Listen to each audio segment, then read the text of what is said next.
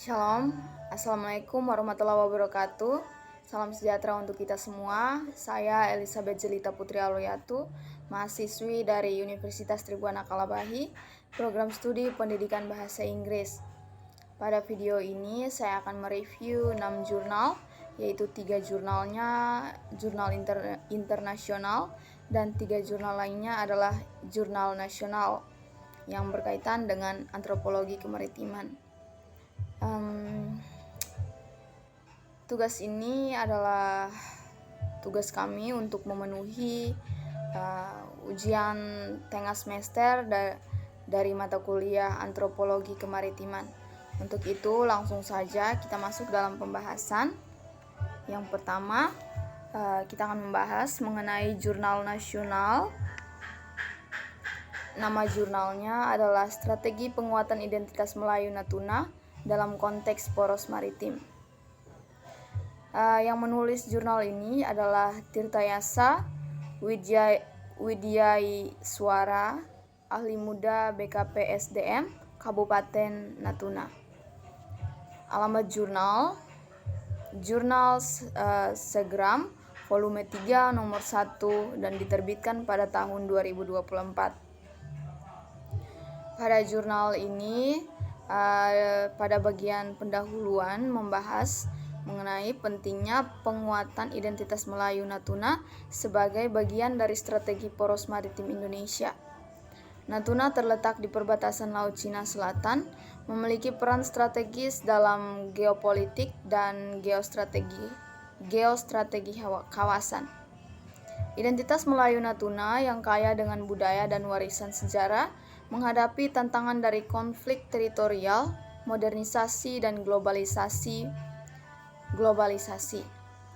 Pemerintah melalui strategi maritim global bertujuan memperkuat kedaulatan dan keberlanjutan budaya Melayu Natuna melalui integrasi pendidikan, pelestarian budaya, serta pengembangan ekonomi berbasis budaya. Metode penelitian yang digunakan di dalam jurnal ini adalah yaitu pendekatan kualitatif. Jenis penelitiannya yaitu studi pustaka atau library research, teknik pengumpulan data berupa dokumentasi. Teknik analisis data yaitu analisis isi, induksi, dan deduksi. Hasil dan pembahasan di dalam jurnal ini yaitu yang pertama, kontribusi strategis Natuna, yaitu Natuna berperan sebagai titik penting dalam jalur perdagangan dan pertahanan maritim Indonesia. Natuna juga memiliki potensi besar dalam sektor perikanan dan sumber daya alam seperti gas dan minyak. Yang kedua di dalam pembahasan adalah unsur kebudayaan Melayu Natuna, yaitu bahasa Melayu Natuna, musik gambus, tarian zapin, kuliner khas, dan kerajinan lokal seperti tenun songket yang menunjukkan kekayaan budayanya sendiri. Yang ketiga adalah tantangan. Tantangannya berupa ekonomi, yaitu ketergantungan pada sumber daya alam yang fluktuatif. Yang kedua sosial, kurangnya akses terhadap pendidikan dan layanan kesehatan. Yang ketiga lingkungan, yaitu eksploitasi sumber daya yang berlebihan. Dan yang keempat budaya, yaitu tekanan globalisasi dan modernisasi yang mengikis tradisi lokal. Yang keempat dari hasil pembahasan ini adalah rekomendasi strategi. Rekomendasi strategi yang pertama yaitu integrasi pendidikan budaya dalam kurikulum. Yang kedua, pelestarian tradisi melalui festival dan museum. Yang ketiga, kolaborasi dengan UNESCO dan ASEAN. Yang keempat, pengembangan pariwisata berbasis budaya. Dan yang kelima, pemberdayaan ekonomi lokal melalui industri kreatif. Kelebihan dari jurnal ini adalah yang pertama, mengintegrasikan aspek geopolitik, ekonomi, dan budaya dalam satu strategi. Yang kedua, menyajikan rekomendasi berbasis bukti untuk pelestarian budaya dan pengembangan ekonomi lokal. Yang ketiga, menekankan kolaborasi internasional untuk pengakuan budaya Melayu Natuna. Yang menjadi kekurangan dalam jurnal ini adalah yang pertama, kurangnya data empiris karena penelitian hanya berbasis pustaka, dan yang kedua, tidak ada wawancara langsung dengan masyarakat lokal atau analisis kasus spesifik. Kesimpulan dari ini semua adalah penguatan identitas Melayu Natuna sangat penting dalam mendukung posisi Indonesia sebagai poros maritim dunia. Strategi yang melibatkan pendidikan, pelestarian budaya, pemberdayaan ekonomi, dan kolaborasi internasional juga diperlukan untuk menghadapi modernisasi dan tantangan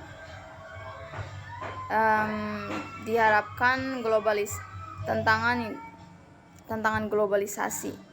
Diharapkan strategi untuk menjaga dan memperkuat identitas Melayu Natuna dalam konteks global. Jurnal pertama telah selesai. Sekarang kita akan masuk ke dalam jurnal kedua, masih tentang jurnal nasional, teman-teman. Untuk itu, enjoy watching sampai selesai ya. Langsung saja, nama jurnal Komunida, Media Komunikasi dan Dakwah. Nama penulis Adnan Ashiruddin Saleh, Hasbi Suparman Abdullah, Mansur Rajab. Alamat jurnal itu terdapat dalam link tersebut, dan jurnal ini diterbitkan pada tahun 2024. Pada pendahuluan jurnal ini, penelitian ini menyoroti pentingnya jaringan sosial bagi masyarakat nelayan dalam mengatasi tantangan ekonomi dan memperluas peluang produksi. Meskipun memiliki sumber daya kelautan melimpah, nelayan Indonesia sebagian besar masih berada di bawah garis kemiskinan. Faktor seperti alat tangkap tradisional, akses terbatas ke pasar modern, dan ketergantungan pada pemodal memperburuk situasi. Jaringan sosial muncul sebagai solusi potensial, menciptakan hubungan interaksi yang memungkinkan penguatan ekonomi dan kolaborasi antar individu maupun kelompok. Dengan mengacu pada konsep sosial seperti kepercayaan dan solidaritas, jaringan ini menjadi aset berharga dalam membangun ketahanan ekonomi komunitas pesisir. Metode penelitian yang digunakan dalam jurnal ini yaitu penelitian menggunakan metode literatur review dengan analisis konsep berdasarkan pendekatan Walker dan Avant 2014. Sumber data yaitu artikel dari Google Scholar dan Deutsch, 25 artikel dari tahun 2010 sampai 2022. Langkah penelitian yaitu pemilihan konsep jaringan sosial. Analisis atribut konsep meliputi interaction network, engagement networks, dan lainnya. Penentuan referensi empiris dan sintesis tema utama. Klasifikasi jaringan sosial menjadi dua kategori utama, yaitu TIAS atau ikatan kuat, dan network density, kepadatan jaringan. Hasil dan pembahasan dari jurnal ini yaitu yang pertama, berfokus pada hubungan internal antara individu seperti antara nelayan kecil atau sawi dan pemodal atau penggawa. Yang pertama, karakteristik. Loyalitas, hubungan personal, dan resiprositas. Contohnya, hubungan emosional dan kerjasama erat membantu keberlanjutan usaha perikanan, network density atau kepadatan jaringan. Yang kedua, berfokus pada hubungan eksternal yang melibatkan organisasi atau institusi, yaitu mendorong kolaborasi multi pemangku kepentingan untuk ekspansi pasar dan pengelolaan sumber daya. Contohnya jaringan dengan organisasi, pemerintah, non-pemerintah untuk memperluas pasar produksi.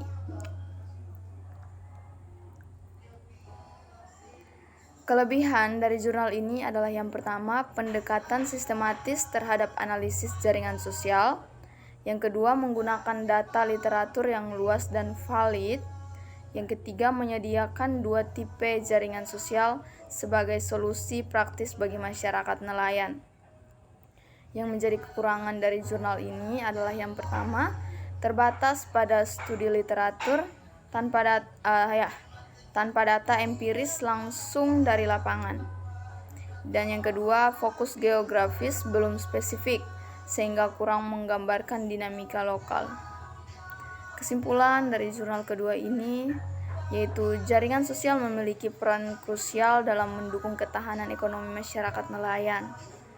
TS berfokus pada penguatan hubungan internal untuk keberlanjutan lokal, sedangkan network density membuka peluang kolaborasi eksternal untuk memperluas pasar dan peningkatan pencepatan. Penelitian ini menyarankan penguatan jaringan sosial untuk mengatasi kemiskinan dan memperbaiki kualitas hidup masyarakat pesisir. Saya kira kita punya jurnal kedua telah selesai. Selanjutnya kita masuk dalam jurnal yang ketiga, masih tentang jurnal nasional juga. Untuk itu langsung saja kita masuk. Nama jurnal Bhinneka, Jurnal Bintang Pendidikan dan Bahasa. Nama penulis Nawir Nabila Lutfiah Fasikul Ihsan Mustika. Alamat jurnal dalam link tersebut dan diterbitkan pada tahun 2024. Pada pendahuluan jurnal ini menjelaskan bahwa perkembangan awal manusia sangat bergantung pada alam, tetapi kebutuhan yang terus meningkat memaksa manusia untuk mengelola sumber daya alam dengan lebih strategis. Transformasi sosial terus terjadi dengan perubahan pola hidup masyarakat berdasarkan interaksi antar manusia dan alam. Sebagai negara kepulauan, Indonesia memiliki masyarakat pesisir yang budaya dan kehidupannya sangat terkait dengan pemanfaatan sumber daya laut. Dengan pengaruh geografis, masyarakat maritim seperti Bugis Makassar menunjukkan identitas dan nilai budaya khas melalui adaptasi terhadap lingkungan laut. Metode penelitian yang digunakan di dalam jurnal ini yaitu penelitian ini menggunakan pendekatan kuantitatif yang melibatkan survei dengan kuesioner terkait inovasi, budaya, dan identitas. Analisis statistik untuk memahami pola dan hubungan antara variabel. Analisis spasial untuk memetakan distribusi inovasi dan budaya di wilayah pesisir. Pendekatan ini juga dilengkapi dengan metode kualitatif seperti wawancara dan observasi untuk memberikan pemahaman yang lebih holistik. Hasil dan pembahasan di dalam jurnal ini yaitu penelitian ini mengungkapkan yang pertama inovasi maritim, yaitu masyarakat pesisir menciptakan solusi kreatif untuk tantangan lingkungan seperti teknologi perikanan tradisional, dan manajemen sumber daya laut. Yang kedua, warisan budaya.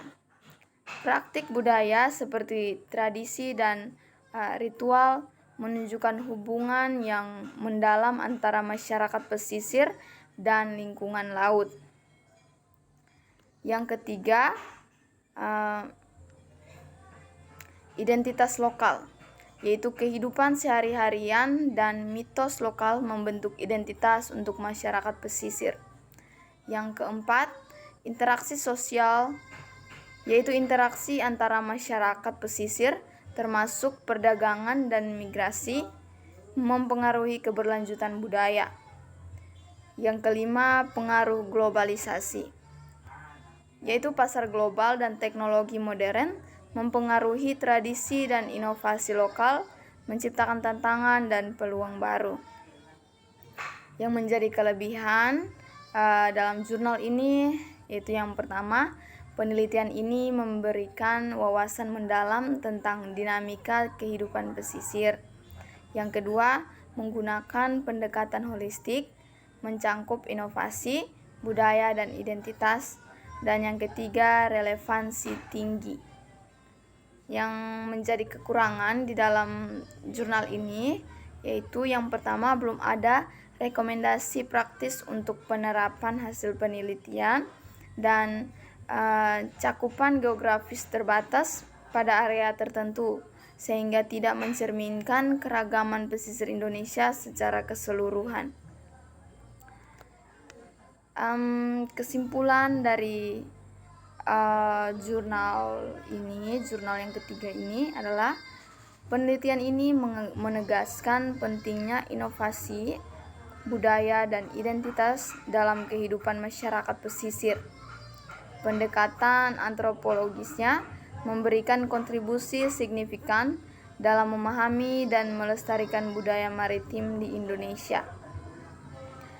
Saya kira jurnal nasional kita sampai di sini.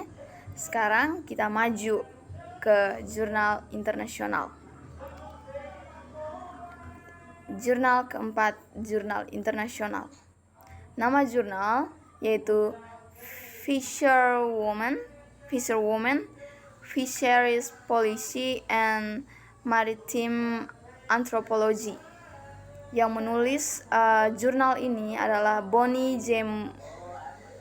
Chai, Bonnie J. Chai. Alamat jurnal Tan of Line Link, yang diterbitkan pada tahun 1993. Pada pendahuluan jurnal ini mengeksplorasi hubungan antara perempuan, kebijakan perikanan, dan antropologi maritim. Menggunakan pendekatan tinjauan terhadap beberapa karya utama dalam bidang ini, Chai menemukan pentingnya menggambarkan pengalaman perempuan dalam perikanan melalui metodologi narasi hidup dan analisis budaya. Artikel ini juga membahas peran perempuan dalam politik perikanan serta tantangan dalam pengelolaan sumber daya laut. Metode penelitian yang digunakan yaitu metode utama yang digunakan adalah studi literatur dan tinjauan kritis terhadap buku dan artikel terkait perikanan. Chai membandingkan pendekatan narasi langsung seperti buku Winds of Change and Women of the Peira dengan pendekatan teoritis yang lebih luas, Crisis in the World's Fisheries, dan Coastal Economies Cultural Accounts. Analisis melibatkan evaluasi data historis, wawancara etnografis, dan diskusi teoritis. Hasil dan pembahasan yaitu yang pertama, perempuan dalam perikanan. yaitu perempuan sering dipinggirkan dalam narasi umum tentang perikanan. Yang kedua, studi seperti Winds of Change menunjukkan bagaimana perempuan berkontribusi secara langsung dalam aktivitas perikanan. Yang kedua yang dibahas yaitu politik dan pengelolaan perikanan, yaitu kebijakan pengelolaan sering tidak mempertimbangkan perspektif perempuan. Yang kedua, Chai juga menyoroti pengaruh keputusan hukum, misalnya bold decision terhadap hak akses kelompok perempuan dan masyarakat adat. Yang ketiga, diskursus gender, yaitu budaya patriarki sering mendominasi, tetapi perempuan tetap memiliki peran penting, terutama dalam komunitas pesisir seperti di Portugal. Yang keempat, dampak ekonomi dan sosial, yaitu modernisasi perikanan membawa dampak pada peran perempuan yang seringkali berubah dari aktor aktif menjadi pekerjaan di darat. Kelebihan dari jurnal ini yaitu yang pertama, artikel ini memberikan perspektif multidimensi tentang peran perempuan dalam perikanan. Yang kedua, analisis teoritis dan historis yang mendalam membuat artikel ini relevan untuk penelitian lebih lanjut. Dan yang ketiga, penggunaan studi kasus memperkuat argumen. Kekurangan dalam video ini yaitu kurangnya data lapangan langsung, terutama dari penulis sendiri. Dan yang kedua, terlalu bergantung pada literatur sekunder yang membatasi keaslian temuan. Kesimpulan dari jurnal ini yaitu artikel ini berhasil menghubungkan antropologi maritim dengan isu gender, memperlihatkan bagaimana perempuan memainkan peran signifikan dalam perikanan meskipun sering diabaikan. Chai merekomendasikan pendekatan yang lebih inklusif dan dalam kebijakan perikanan dengan mengakui peran perempuan dan perspektif lokal dalam pengelolaan sumber daya laut. Selanjutnya kita masuk dalam jurnal kelima, yaitu jurnal internasional. Ya. Nama dari jurnal ini adalah Social and Cultural Characteristic of Fishing People. Nama penulis R.B. Poland. Alamat jurnal di dalam link tersebut. Tahun terbit jurnal ini diterbitkan pada tahun 1988. Pada pendahuluan, jurnal ini membahas interaksi antara lingkungan kerja, teknologi, dan aspek sosial budaya masyarakat nelayan. Penulis menyoroti faktor-faktor seperti variabilitas sumber daya, isolasi tempat kerja, bahaya kerja, keterbatasan ruang, sifat sumber daya sebagai milik bersama, dan kurangnya kontrol terhadap faktor produksi.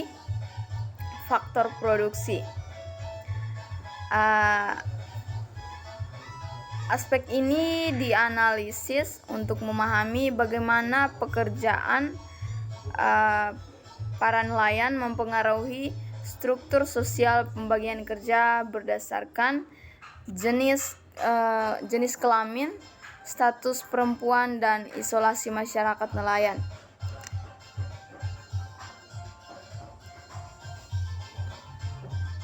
Metode penelitian yang digunakan dalam jurnal ini yaitu penelitian ini menggunakan pendekatan studi literatur dan analisis komparatif dengan mengumpulkan data dari berbagai penelitian sebelumnya tentang masyarakat nelayan di berbagai wilayah.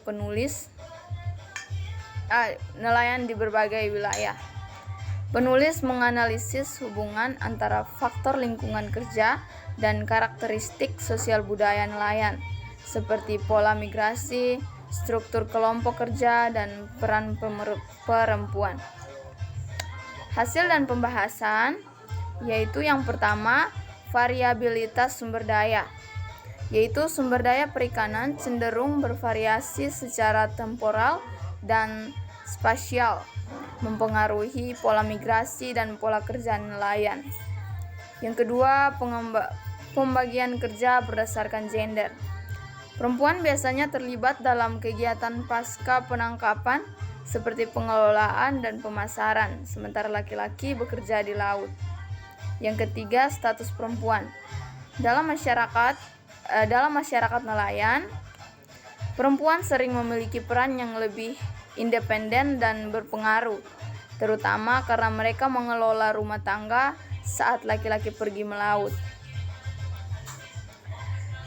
Berikutnya, egalitarisme dalam kelompok kerja, yaitu struktur kerja di atas kapal cenderung egaliter karena kebutuhan akan kerjasama yang erat dalam lingkungan kerja yang berbahaya dan tidak dapat diprediksi. Dan yang terakhir, isolasi komunitas nelayan. Jam kerja yang tidak biasa dan lokasi geografis sering mengisolasi komunitas nelayan dari masyarakat yang lebih luas, menciptakan komunitas yang erat. Kelebihan dari jurnal ini adalah yang pertama, analisis mendalam tentang hubungan antara faktor lingkungan kerja dan struktur sosial. Yang kedua, memberikan pengawasan lintas budaya tentang masyarakat nelayan. Yang menjadi kekurangan di dalam jurnal ini adalah terbatas pada data sekunder tanpa kontribusi data lapangan baru. Dan yang kedua, fokus pada generalisasi, mungkin mengabaikan variasi spesifik lokal. Kesimpulan dari jurnal kelima ini adalah artikel ini menegaskan bahwa faktor lingkungan kerja seperti variabilitas sumber daya dan bahaya kerja secara mendalam membentuk aspek sosial dan budaya masyarakat nelayan. Struktur sosial yang lebih egaliter, peran perempuan yang kuat, dan isolasi komunitas adalah karakteristik umum yang ditemukan di berbagai masyarakat nelayan di dunia. Penulis merekomendasikan pemahaman yang lebih mendalam tentang aspek-aspek ini sebelum mengambil keputusan kebijakan yang dapat mempengaruhi komunitas nelayan. Kita masuk dalam jurnal ke-6, jurnal internasional. Nama jurnalnya adalah Occupation and Community as Determinants of Fishing Behaviors. Yang menulis jurnal ini adalah Cortland L. Smith dan Susan S. Hanna. Alamat jurnal Human Organization volume 52 dan nomor 3 yang diterbitkan pada tahun 1993. Dalam jurnal ini, pendahuluan ini mengeksplorasi pengaruh komunitas dan pekerjaan terhadap perilaku nelayan di sepanjang pantai barat Amerika Serikat. Penulis memaparkan bagaimana komunitas sebagai unit geografis tetap memainkan peran penting dalam menentukan budaya, meskipun teknologi elektronik memungkinkan komunikasi lintas wilayah. Studi ini membandingkan dua pendekatan dalam penelitian nelayan, yaitu yang pertama, fokus pada komunitas, yaitu menekankan peran organisasi sosial lokal dalam mendukung keberlanjutan ekologi dan ekonomi. Yang kedua, fokus pada pekerjaan, yaitu menganalisis perbedaan perilaku nelayan berdasarkan aktivitas kerja dan inovasi teknologi. Artikel ini bertujuan untuk memahami sejauh mana komunitas mempengaruhi perilaku dalam satu perikanan, meskipun teknologi modern memungkinkan komunikasi yang lebih luas. Metode penelitian yang digunakan dalam jurnal ini yaitu penelitian menggunakan survei kuantitatif terhadap 68 kapten kapal travel di 3 pelabuhan utama Oregon, yaitu Astoria, Newport, dan Coast Bay dari Juni hingga Desember 1986. Data yang dikumpulkan mencangkup 1. Pola penangkapan ikan tahunan, 2. Biaya operasional kapal, 3. Karakteristik kapal dan profil kapten, yaitu usia, pendidikan, dan pengalaman. 4. Preferensi terhadap pola penangkapan ikan dan sikap terhadap manajemen sumber daya. Survei juga membedakan nelayan menjadi spesialis, terfokus pada satu aktivitas, dan generalis yang yaitu melakukan berbagai aktivitas. Hasil dan pembahasan dalam jurnal ini yaitu perbedaan part to part. Yang pertama, Astoria memiliki nelayan paling stabil dan spesialis. Yang kedua, Newport cenderung inovatif dan fleksibel dengan berbagai pola penangkapan. Yang ketiga, Coast Bay menunjukkan kombinasi aktivitas seperti menangkap ikan dasar dan udang. Yang kedua, faktor cuaca. Astoria menghadapi kondisi cuaca ekstrim yang membatasi aktivitas penangkapan. Yang kedua, Newport memiliki jumlah hari penangkapan tertinggi per tahun, rata-rata 172 hari. Yang ketiga, pengaruh komunitas. Kapten dari pelabuhan tertentu cenderung memiliki gaya penangkapan dan risiko yang konsisten dengan budaya pelabuhan masing-masing. Hubungan keluarga lebih dominan di Coast Bay, yaitu 72% memiliki kerabat di industri perikanan. Yang terakhir, yang keempat, spesialis vs generalis, yaitu spesialis cenderung fokus pada aktivitas tunggal dengan stabilitas lebih tinggi.